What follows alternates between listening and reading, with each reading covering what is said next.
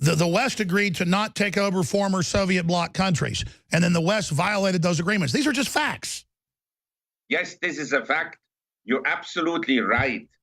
Russia did not violate anything until the Western countries repeatedly violated the agreement. If we really have a nuclear war in the world, it's not going to be any fun.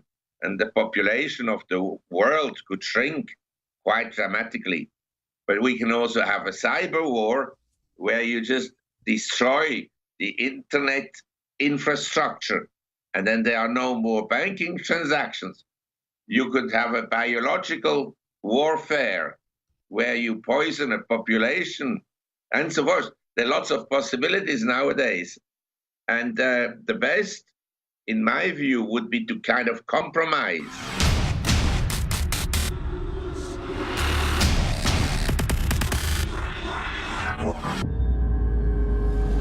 InfoWars comes to mind. Alex Jones. Alex Jones. Alex Jones. There's a lot of controversy around this network about Alex Jones. Google is being accused of hiding negative stories about Hillary and her campaign by changing its algorithm to bury stories like the Clinton body count story. That's according to website InfoWars. It sounds like it's confirmed there are at least 2 shooters with fully automatic weapons. Dr. Martin Luther King has been shot to death in Memphis, Tennessee. JFK was shot from the back and the front. It was almost as if they were a planned implosion. It just pancaked. They took the babies out of incubators and left the children to die on the cold floor. I think this is a national security imperative. We have clear things that we do not understand how they work operating in areas that we can't control. UFOs. Is this global governance at last? Is it one world? The central bankers in charge? Israel claims the attack was accidental. Some former U.S. naval officers say it was on purpose. They describe the day's action as part of a continuing cover-up. Russian intelligence compiled a dossier on Mr. Trump during visits to Moscow. Russian scum! Denied everything. He called it all fake news. And he accused CNN of being fake news. This is the national emergency. If they kill Trump or remove Trump, it will cause a massive civil war in this country. This is a FEMA high-level alert. We are at war with Russia. Are you aware that Mr. Stone also stated publicly that he was in direct communication with Julian Assange and WikiLeaks? The White House and the president are citing InfoWars. If they can shut us down, you're next. If you are receiving this transmission, you are the resistance. It's Alex Jones. All right, for the next 2 segments, the world-famous Dr. Marc Faber of the big global report, Gloom, Boom, Doom, is going to be joining us. And I wanted to get him on a few weeks ago just about the world economy and things like that. But obviously, Russia, Syria, all the things that are happening there, we're going to get his take as a smart cookie on that. At the bottom of the hour, he'll be gone, and we'll go right to your phone calls. Again, he is the editor and publisher of the Gloom, Boom, and Doom report. Born in Zurich, Switzerland. He went to school in Geneva, and I'm not going to go over his whole background and how successful he's been with all the different investment newsletters and advice he's given all the different companies and investment things that he's headed up. Tomorrow's Gold, Asia's Age of Discovery, and again, Charted Gold's Rise and all the rest of it, and a #1 bestseller. A regular speaker at various investment seminars. Dr. Faber is well known for his contrarian investment approach. He's also associated with a variety of funds. He's a member of the board of directors of numerous companies. Again, gloomboomdoom.com. I want to get into this whole geopolitical system and why the West is attacking Russia. I'm not a Russophile, never been to Russia. I have gotten my visa. I tweeted it out a few months ago as a joke. The media uses that as an example that I'm a Russian spy and then says, Jones says he hadn't been to Russia, but here's his visa. Yeah, it's not stamped, morons, but going to Russia doesn't make you a Russian agent any more than having Marc Faber on or going to Switzerland makes you Swiss. Now, that might be somewhere I actually would move. But anyways, Marc Faber is here with us. I could be a Swissophile. The whole William Tell and their ethos is what actually America picked up more than anything is the Swiss ethos, became 1776. That's a little known fact, but the founders talked about that. They had the Second Amendment before we did. But I'm digressing. Marc Faber joins us. Marc, wow, what a crazy time to be alive with the neocons and the left wanting to bomb 70 targets, including Russians, who are trying to pull out of Syria. Why in the world would we do that? Well, different people have obviously different views. And I think that America must get used to the fact that foreign countries that have become economically very important have also more geopolitical influence than before. And they look at the world from a totally different perspective. If you're sitting in Beijing, it's of strategic importance for you to control the South China Sea the way it is strategically important for the US to control basically the Panama Canal, the Caribbean, and have friendly neighbors both in Mexico and in Canada, and not to have, say, Chinese and Russian bases in these areas. So the perspective of the Chinese is very different. The Russian, they have also a very different perspective. And I'd like to mention here one point. Mr. Putin is a relatively tolerant Russian leader. He's not a vicious Tsar that has characterized Russian history. He's no Stalin, for instance.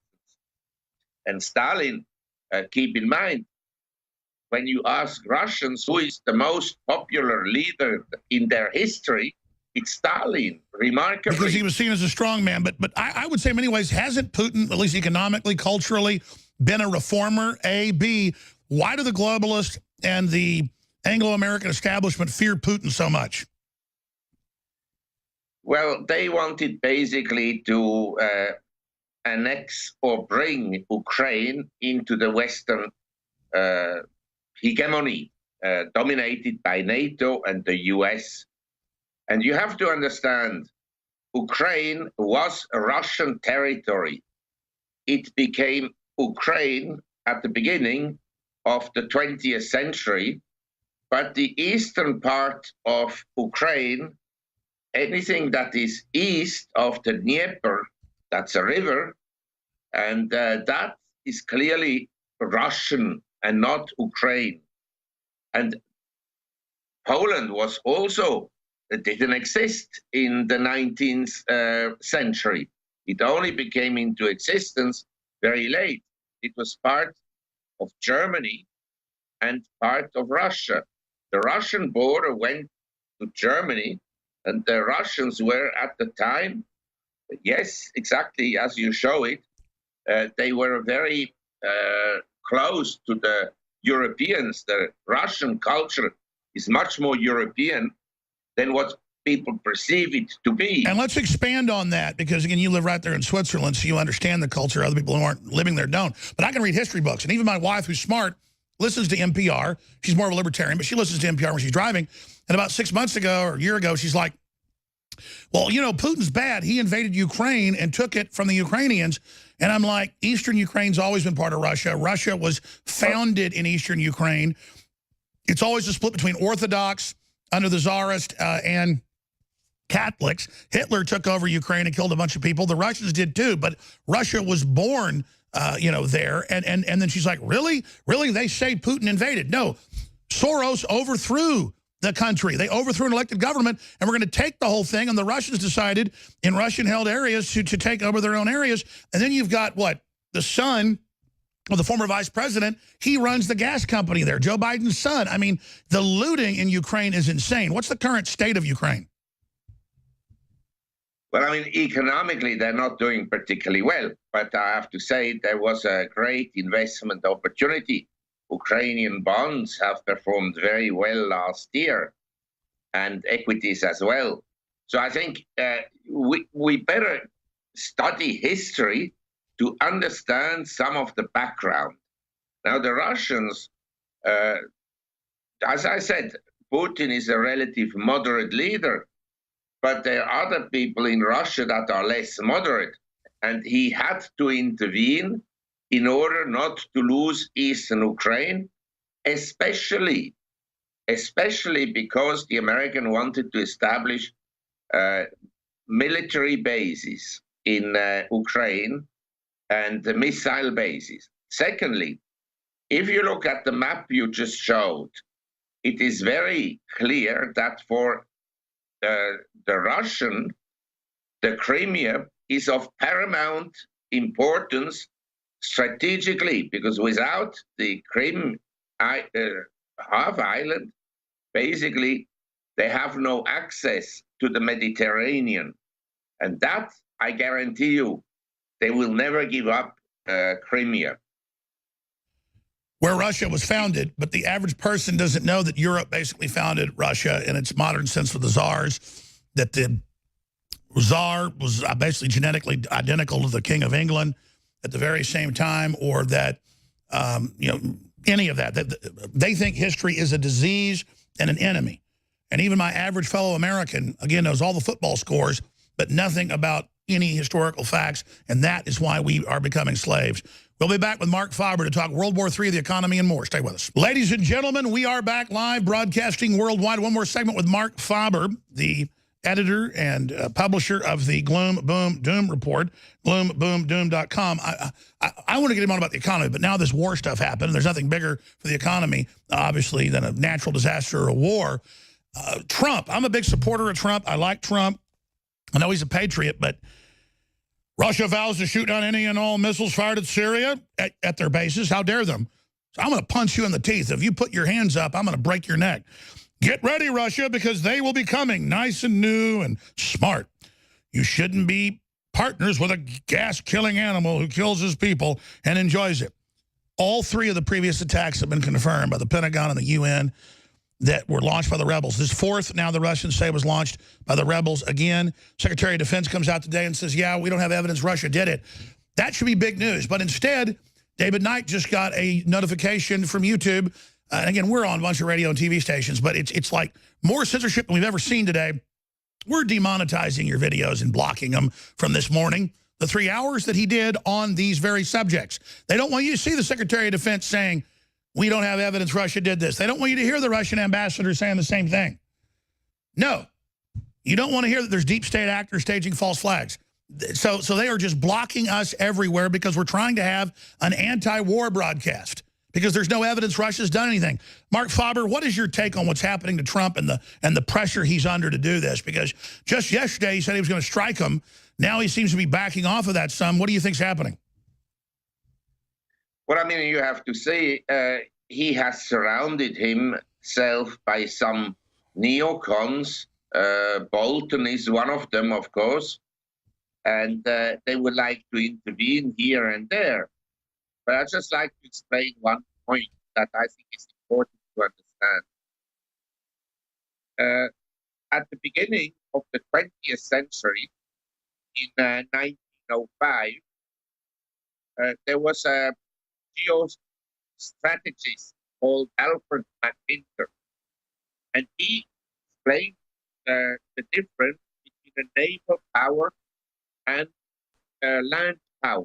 Germany was a land power, Britain was a naval power, and he established essentially the thinking that whoever would control the homeland, which essentially stretches from Germany through Russia, Far East Russia and China, whoever would control that homeland would essentially control the world. And then later on, in the US, there was a Dutch-American geopolitician, a geostrategist called Nicolaus Spijkman. And he established the view that you had to control the rimland. In other words, you had to surround Germany. You had to surround Russia. You had to surround China with military bases. And these countries nowadays have become so powerful for different reasons that they don't want to be encircled anymore or cannot tolerate it. And that's right. And at the end of the Cold War, when Russia agreed to lay down its weapons, basically, the West agreed to not take over former Soviet bloc countries. And then the West violated those agreements. These are just facts. Yes, this is a fact. you're absolutely right. Russia did not violate anything until the Western countries repeatedly violated the agreement. Well, they're definitely pushing for a new world war. Do you agree? I'm not sure they push for a new world war, but you never know with these politicians what they think. Because the problem is, this is a generation nowadays that hasn't been to war, and they haven't seen the horrors of war. People who've been through a war, they don't want the war anymore because it's a horrible undertaking. But the people that take the decisions about the wars are not the ones that go and fight. You understand? When Alexander the Great conquered the Middle East and parts of India, he led his armies. He went to war. That's right. He was leading one of the divisions, the Equestrian, and the other Roman emperors. Most of them also went to war. They didn't sit in Rome and did nothing. That's right. Julius Caesar was just as successful as Alexander the Great in many respects. Spent, 40 years of his life leading combat, was never even in Rome. Well, so in closing, we have this permanent wimp community that constantly wants to attack and start all these wars. The generals are the ones telling them don't start these wars, actually. I'm not lionizing the generals, but please continue. I agree with you. Actually, the American generals, they remember the war. They've seen also what happened in Iraq and in Afghanistan. And they know that nowadays a conventional war cannot be won.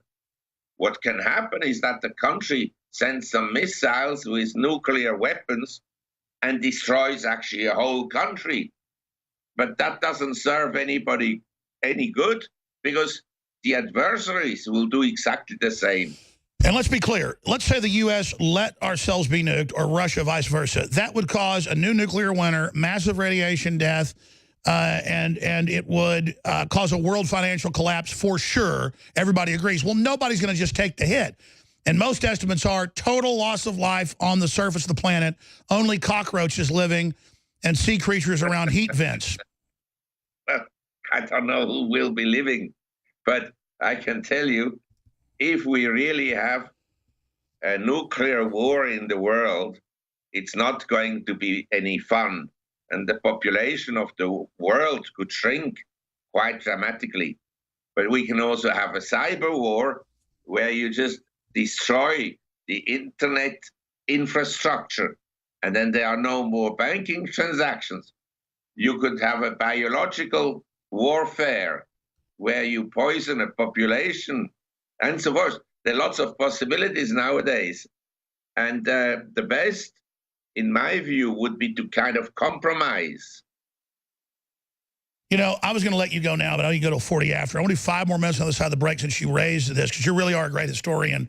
I personally have read quite a few history books, but, you know, hearing your depth and knowledge, I know it surpasses mine by a long way. And I want to get into what keeps you awake most at night that's negative, but also what keeps you most excited about positive things. Marc Faber, Dr. Marc Faber, is our guest of gloomboomdoom.com. But I also want to ask you when we come back about pulling back from this. If we didn't have governments that were always trying to dominate the other government, what your idea for humanity to have a continuing, expanding economy and a future. So we'll talk about that briefly with Dr. Marc Faber on the other side. And then I promise we're going to Steve, David, James, and many others. The toll-free number to join us is 877-789-ALEX.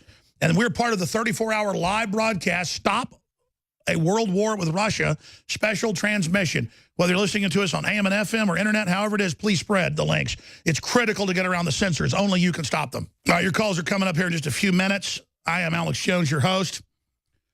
We're in the middle of a 34-hour emergency broadcast, and the title is Stop World War with Russia. And thank God, just yesterday, Trump's like, we're going to missile strike you, we're going to kill your people, nothing's going to stop us. Today's like, I never said I'm going to attack them. And the Secretary of Defense is saying, no, we don't have any evidence. But Pompeo is saying, we've already killed hundreds of Russians in Syria. In a congressional testimony. In fact, let's find that video. I know Kit ran in and gave me this article. I guess the video is there. Let's get that. So what I'm saying is this. Globalism is governmental and corporate interests that don't want free market, that try to create combines so big that they create a monopoly capitalist system, in their own words. And they have a technological computer system, a technocracy, used to control everybody, in their own words. And then they authoritarianly run around trying to take everybody else over in the world, lecturing those of us that don't want to start fights with Russia and others that we're bad people.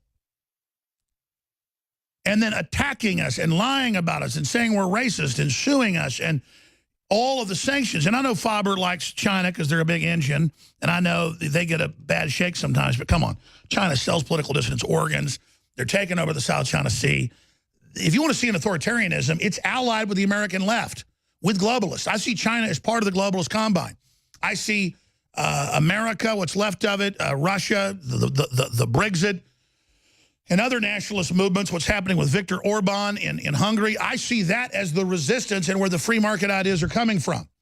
So I kind of see the power constellation maybe different than Dr. Faber, the smart guy, does. But fundamentally, when we're up here competing with each other in the U.S. media about who hates Russians more, it's sick.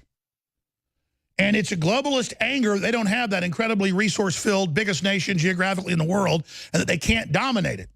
And it shows how history just keeps repeating, whether it's Russia or Afghanistan, over and over and over again. So I wanted to ask Dr. Faber in closing, what does he quantify globalism is and its whole structure? How do we get out of it, and what system replaces it? Because it's gobbled up like a giant squid, what was left of our free market system, stolen European and American and Chinese industry to power its greedy takeover. It's the true authoritarianism.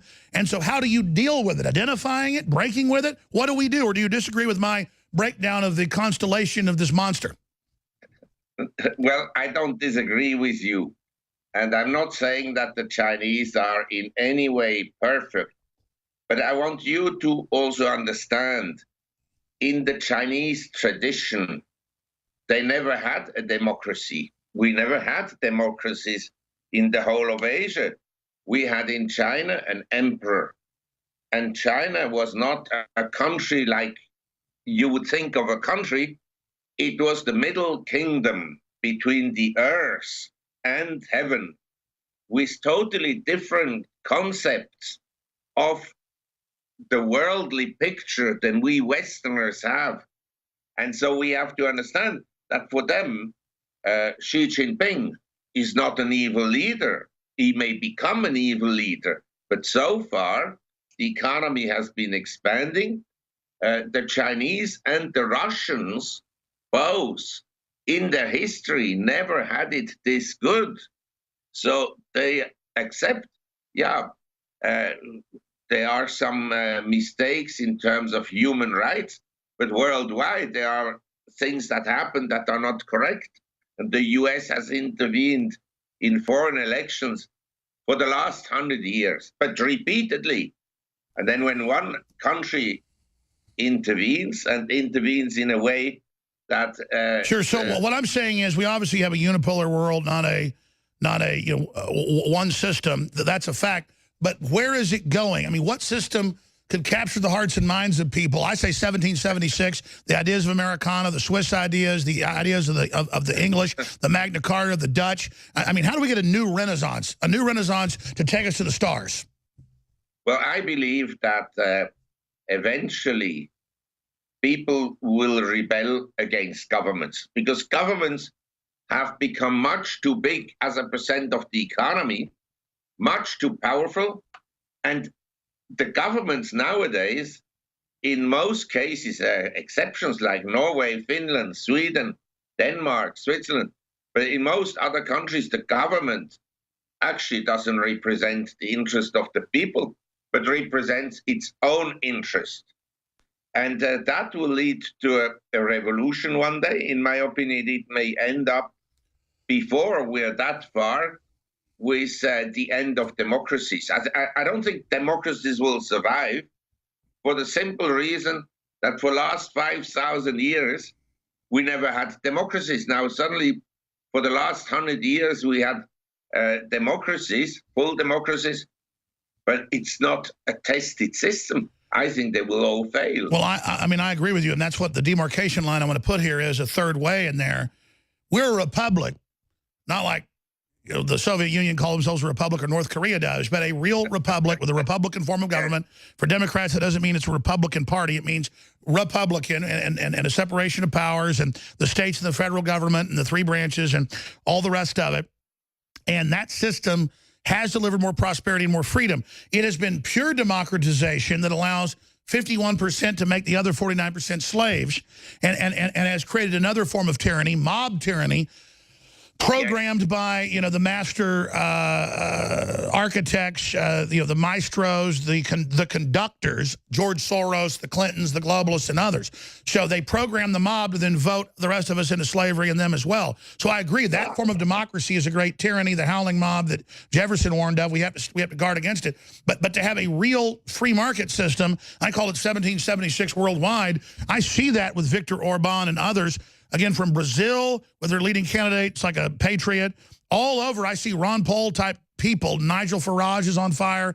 I see that as the real answer, and that third way, not strong men that divvy it all out, or not pure howling mob democracies that are probably worse a lot of times, but the true Americana system, or with the Swiss system with your cantons. And I mean, I'm not just saying this because you're a guy from Switzerland. You guys are really the fount of not getting involved with others, being incredibly successful in the process, richest country in the world per capita, no invasions in 300, 400 years. I mean, just should we not all go with the Swiss model? Yes, but my observation is that the Swiss model, which is also to a large extent the model that the Scandinavian countries have, is only appropriate and successful in small countries. And I believe in general that it would be better not to have two big countries. That Sure, and let's be honest, homogeneous. I mean, it's one tribe on average. It's a culture. They're bound together. If outsiders come in and adopt the Swiss way, then they would be successful. But the left has taught people to reject any successful system. So the Swiss cannot be a truly modern, quote, mercantile, quote, metro system. They would disintegrate. Well, I think one of the key differences of Switzerland compared to other European countries has been we never had any colonies. We didn't do always the right thing, that I admit, but we never had any colonies.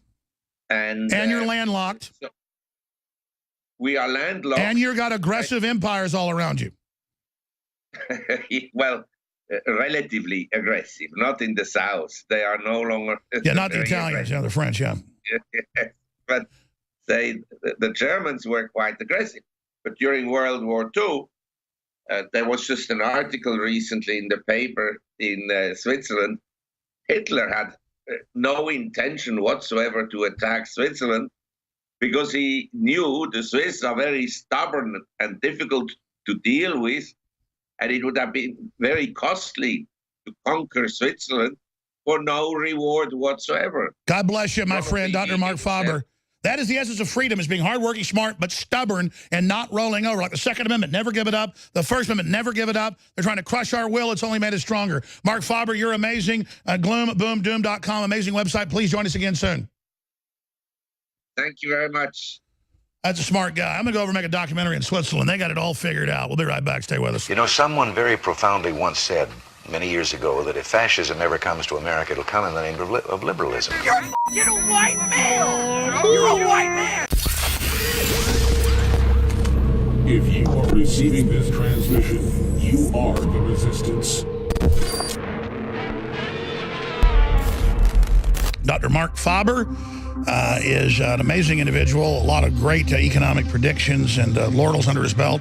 He's Marc Faber, editor and publisher of the Gloom, Boom, and Doom Report. I could ask a lot of questions, but I want him to cover the waterfront from the Gloom, Boom, Doom Report. Thank you so much for joining us, Doctor. Well, my pleasure, Alex. What should we tackle first? So much is going on. Yes. Well, we can talk about the global economy, which is kind of strengthening somewhat.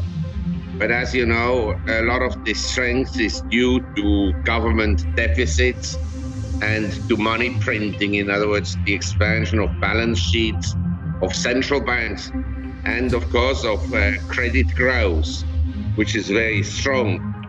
So it's kind of a mixed recovery. It's been very good for assets. Asset prices since 2009 have not only recovered, but they've gone and made new highs. Bonds, stocks, dollar was strong until a year ago. Commodities have also done quite well over the last 12 months. So real estate has equally gone up around the world. We had really an exceptional kind of a asset recovery, asset bubble, I would say. And that has led to stronger economic growth that looks reasonably good on the surface, but if you dig deeper, it's of course unstable economic growth. If you look at the last 20, 30 years, wealthy people, in other words, the asset holders, have become immensely rich as a result of money printing and credit growth. And the average household, the typical household in the US, the typical household in Western countries in Europe has had essentially a declining standard of living. I would actually say that most boomers, the people like myself, born just after the war, their children will die poorer than we will die, and they will earn less money. And this is statistically proven that in real terms, inflation adjusted, they earn less. There's nothing you can do against this relative decline. You can try to age well. I'm in a relative decline. I'm not as strong as I was when I was 20 years old. I can't do sports as well as when I was 25 years old. So I'm in a relative decline, but I can try to age well as well as you. So we have to try to do that. Alpha Power. Here's what you want to know. You want to go to InfoWarsStore.com and read the hundreds and hundreds of 5-star third-party reviews on this product. And also remember that when it came out 4 months ago, it sold out in 3 weeks. Because people that know about these type of products looked at the ingredients list and looked at the potency list, and people went crazy. The average male or female enhancement over-the-counter supplement has some real stuff in it. It just has a little bit in it. Because I work with the top 4 formulators in the country, and they say, listen, no one puts as much as you do into these. They said your leading competitors might put $6, $7 in, and you're putting $15, $20, $30, $40, depending on the product, in them. Nobody else does that. Well, we do, and that's why they're so powerful. Again, Alpha Power sold out for months. The second shipment is now in at InfoWarsLife.com or InfoWarsStore.com, or by calling toll-free 888-253-3139.